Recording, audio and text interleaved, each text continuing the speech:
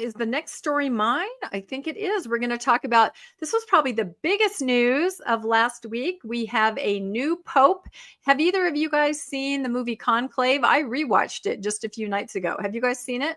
No, I haven't. I've been busy watching all the Marvel movies that are coming out. Yeah, there you go. No, it was fascinating. And the fact that it came out months ago prior to this whole process, everybody knew what was going on. In the past, I think we just knew, oh, there's smoke and there's some kind of voting. Conclave really shone a spotlight on how this whole process happens. And it's absolutely fascinating. And it also opened the door for people to say, well, how come the LDS Church doesn't do this? How come there isn't a voting process, and their requirements for a new pope, that you can only be involved in the conclave and vote if you are, not yet 80, or I think maybe you have to be under 80. A new pope typically, ideally, is between 60 and 70, and the idea is that it's a person that has recently been out in the world, experiencing what's happening, in touch with the world, right? Which is very different from the LDS leaders, where, God chooses who's called as an apostle, and then all you have to do is outlive, your counterparts. Which then I always make the joke, well, then there should be no medical intervention. If that's how God chooses a new prophet, there should be no medical intervention. It just should happen naturally, right? And it makes you wonder, what did Howard W. Hunter do? Huh? I mean, it's a question. But yeah, very fascinating, as we all watched. Do you mean because President Hunter was the president for a short period of time? Exactly. If God chooses the prophet by killing the present sitting prophet, what did he do? I don't know. I think Harold B. Lee holds the record. Yeah, he does. Harold B. Lee probably does. Either of them. You have to question if that's how it works. But in the Catholic Church, they all gather in the Sistine Chapel. They're locked in. They have rounds of voting. It's very political as they talk amongst themselves and try to figure out who's going to be the next pope. And every time they take a vote, smoke comes out of the chimney. If they have not gotten a 2/3 majority, it's gray smoke. And there are people like gathered outside, just crowds and crowds. If you want to see a global faith leader, you just need to look at the crowds that show up, even just for the smoke. And then finally, on the second day, white smoke, there it is. The news was broken to me by our friend Martine. She's really good at keeping her, finger on the pulse of these kinds of things. And there it was. We have a new pope. And the shocking news is that for the very first time, it's an American pope. Like, this is incredible that someone from America would actually be the pope. It happened on May 8th. He chose the name Leo the 14th. Mm-hmm. And there he is. So I'll read a little bit of details about him, and then we'll talk a little more. It says the first American pope, Cardinal Robert Prevost, has been elected as the first U.S.-born pontiff and will be known as Pope Leo XIV. Leo made his first remarks as pope from the balcony of St. Peter's Basilica in front of tens of thousands of onlookers. And again, when you see pictures of that, you really do understand the term global faith leader, calling for peace and paying tribute to the late Pope Francis. About the new pope, Leo is 69 years old. That's younger than, I think, almost all of the apostles. I think there are a few that are a little bit younger than that, but he's very young. He's from Chicago and is a leader with global experience. He spent much of his career as a missionary in South America and holds dual citizenship in the U.S. and Peru, where he served as a bishop. So again, here's an example of somebody that's out among the people. He's skilled in pastoral care. He's, dealing with issues on the world stage. In other words, he knows what's going on. He's not isolated. He most recently led a powerful Vatican office for bishop appointments. He is expected to build on Pope Francis's reforms. The global reaction, the Pope's election prompted an outpouring of congratulations from world leaders who expressed eagerness to work with the pontiff on the global issues. All right. Do you have any thoughts about that before we move on? Were you surprised that it was an American Pope, or had you not even followed that would be something special? I'm not that into the whole Catholic thing. Apologies, I'm not that into the Lutheran thing or the Methodist thing either, except as it impacts early Mormonism. Yeah, that's fair. But my impression was, boy, that was kind of fast, was it? Now, was this exceptionally fast, or was it just me thinking that it usually moves slower? It wasn't. And I thought that too. Martine said white smoke. And I said, wow, that was fast. And she said, nope, the other popes have been chosen on the second day because they have several rounds of voting, kind of over and over. They'll vote. They don't hit it. They all talk amongst themselves. There are different factions. You really do need to watch Conclave. It really is a thriller. It honestly is just fascinating to watch. So, but yeah, I thought it was fast too, but apparently not. I thought if the smoke that came, you said white, gray smoke, they haven't decided. Blue they have smoke, not. It means the next pope is going to. Yeah, exactly. That's exactly. So gray is, but then white smoke when they've decided. I thought blue smoke meant that the next pope is going to be a boy. Yeah, exactly. It's a gender reveal party. Boy, this is a tough crowd. I got to tell you. Did I mute myself there? Did you not hear that? I did hear it, and I laughed really hard. Yep, you're in trouble. Okay. I'll connect to that. So let me grab that off. And yesterday, a 69-year-old man known as Robert, his entire life, walked out onto a balcony and self-identified as Leo. The entire world now calls him Leo without question. See how easy it is to accept and respect what an individual identifies as. Wow. Oh, and he was wearing a dress. So there was that. I'll just note, by the way, the smoke color is a way to put like mystical magic into a thing that if you're actually in the room, it is formal and secular. They're having a conversation about these men. They're doing the same thing that the leaders of our church do. They're sitting around and having a conversation, trying to figure it out. There isn't anything supernatural about how it happens, but letting the smoke be a different color gives you this sense of like, oh, something cool just happened. But anyway, I'll just note that I will check out the movie. You've talked me into it. Yeah, no, it's really, really good. I mean, it's a slow pace, but I mean, you just become fascinated by the whole process, and it's absolutely amazing. I mean, I've watched it twice and was riveted every time. It has a lot of powerhouse actors in it, doesn't it? It does. Yeah. Oh no, John Lithgow, Ralph Fiennes. I mean, it is. Yeah, it's really good, and it's free on Amazon Prime. Like you can just dial it up. There you go. So, and here's a picture. They all meet inside the Sistine Chapel. So they have, this amazing environment, like Bill said, with history. It's all very serious. And then you have this mystical element of the smoke. And, you compare that to when a prophet dies, everyone's like, oh, okay, Oaks, and you see, of course, on Faithful social media, they say, isn't it comforting? We know who's next. We know there's no break in the chain of the keys. They pass from one to the other. There's no chaos. Unlike the succession crisis, which people should actually study more to really figure out how it all began and how we got here. But yeah, they all sit there and they cast their vote. It's very serious. They walk to the front and they say a vow every time they drop their ballot. And, they have to say it each time. And then they add them all up and they read it out. And they say a vow? Yeah, they do. I mean, it's an official. Well, it's in Latin, and it's just saying that I'm assuming it's something like, I promise that I've made this vote and by the Holy Spirit and, that kind of a thing, because they're all supposed to be influenced by the Holy Spirit as far as who's going to be the next Pope. So the Holy Spirit is changing his mind throughout the process until they come up with a Pope. Yeah. Yeah. In fact, somebody in the chat said he got it by 4 votes. Francis was 5 votes. So, I mean, it just takes one to get over the 2/3 majority. Well, I hope G.I. Joel doesn't go looking at the statutes in Vatican City and find out they need a super majority. He might. He's a stickler for details. That's exactly right. So a few more details. He was the least American of the American cardinals. Prevost was born in Chicago, but inside the Vatican, where he eventually lived and worked. He was considered the least American of the U.S. cardinals, probably because he had dual citizenship and he had been, working in Peru for so long. Because there is some, question, an American Pope, it is pretty revolutionary. He was well regarded by Pope Francis. The late pontiff respected him and thought of him very highly. Clearly, Pope Francis saw in him something. He saw him as a capable leader. He was a member of the Augustinian order. Leo is a member of the Augustinian religious order, which is spread across the world. He led the order for more than a decade as its prior general. So again, he works with common people. He works with other religious figures. He has strong leadership experience. Francis appointed Provost to be the prefect of the dicastery for bishops, which is in charge of assessing bishop candidates and making recommendations for new appointments. He also served as the president of the Pontifical Commission for Latin America. So he's definitely dialed in everywhere. And he had a missionary focus. I still consider myself a missionary. He says, my vocation, like that of every Christian, is to be a missionary, to proclaim the gospel wherever one is.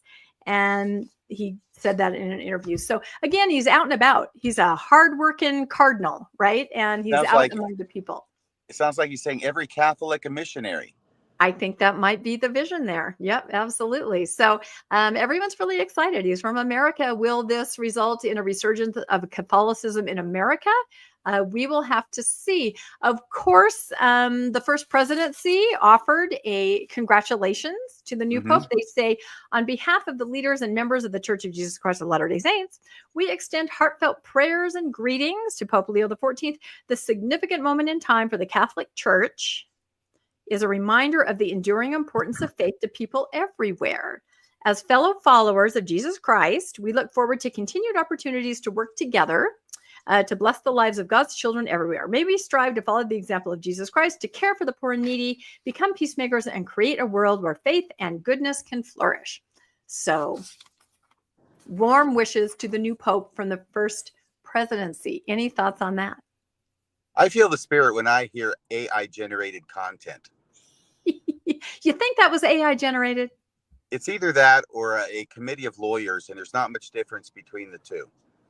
Yeah. Again, I feel like I could write these statements, if they you would wanted do to much hire better, me. Rebecca. I feel like there would be a personality and a soul to it. I know. I'm putting my resume out there. I'm telling you, I'm looking for a new job. Cropper or speechwriter. I think that's what I should be. Look, my dog even agrees. So I just had to, of course, remind myself of the stats here.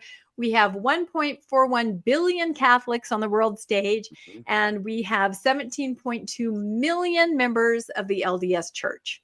So, global faith leader. It does say that President Nelson is a global faith leader on the church's website.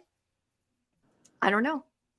I'm not one to make head jokes, but is it true that President Nelson is auditioning for a role in part 2, the sequel of the Coneheads? Oh my goodness! Of course, I'm asking for a friend. I don't know. It's kind of an ad hominem. I don't. We don't do that on the news. No, it's not. I'm making fun of his appearance. That's not an ad hominem. If I were saying that because he looks like a conehead, we can't believe what he says, that would be an ad hominem. Okay, I stand corrected. You're absolutely right. So I also thought it was interesting because the LDS Church makes a big deal about Africa and the booming converts. Yeah. They're building like 29 temples there. It's absolutely incredible. We covered this, I think, last week or the week before, and I did not include a statistic about Catholicism in Africa. I just thought this was very interesting. 281 million Catholics in Africa. The field is white and ready to harvest. And, 1 million, edging up toward 1 million, if we're being generous, LDS in Africa. So again, global faith. It's interesting to see.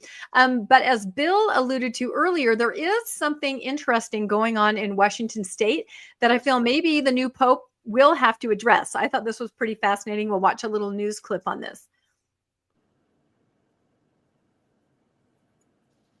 Well, a new Washington state law could put Catholic priests in a tough position when it comes to confessionals.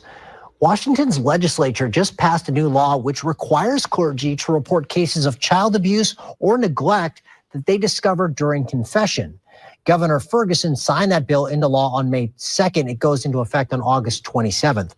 However, the Roman Catholic Church requires its clergy to keep everything it said in a confessional booth secret under threat of excommunication. Yes.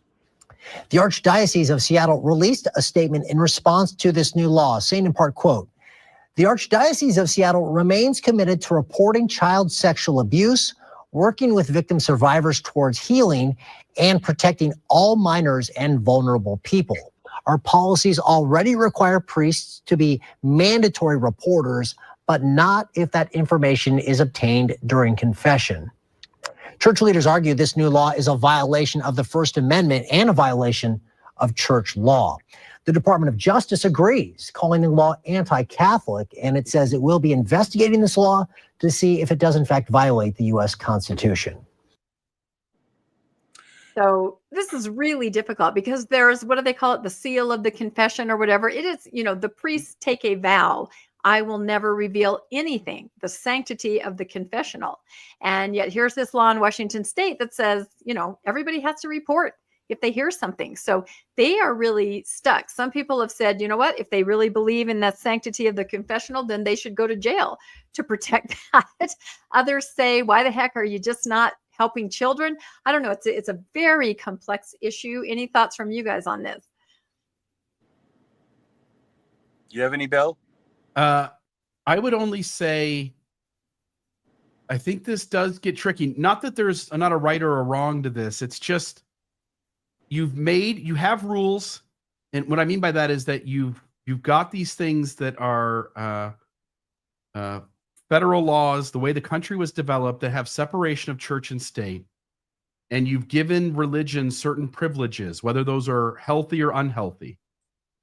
And it seems like any effort to interfere with the basic premise of that isn't going to fly.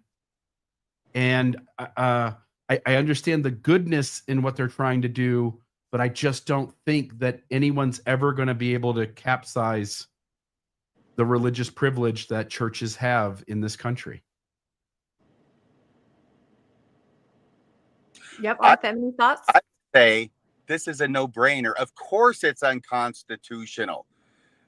The idiot Senate and House and governor in my home state, and they're idiots all. They probably are in your states too, whoever it is who's watching out there. Hi, everybody. Decided that they were going to pass and intentionally pass an unconstitutional law for whatever reason, for grins, whatever, but it's going to be appealed and it will be found unconstitutional, not only at the Supreme Court level, but at every court level along the way. Yeah, and so interesting that the church itself has said, you guys are going to get excommunicated if you break that confidentiality. So I'm sure this will unfold. I'm sure we'll have more information on it. This is and you know, I'm not Catholic, but I have seen The Exorcist a few times. The confessional, this is very, very important stuff to Catholics. Right. It's much more than we think of it in the Mormon church, where you can say something to your stake president, he'll tell his wife, and before you're home, it's around the block and everybody knows who you just confessed to. This is really serious. This is not a temple steeple. Okay. This goes back a long, long way. And in fact, if memory serves, okay, from constitutional law back in 1986 and 87, because it's a year-long class, it is because of the Catholic Church that we have this rule. You know, everybody else since then, including the Mormons, have sort of piggybacked on the Catholics in order to have their confessional system be made confidential. But I believe it was the Catholics that started this in the United States. Yeah, that makes sense. And I went over onto a Catholic Reddit thread, kind of ex-Catholic, to see what people were saying.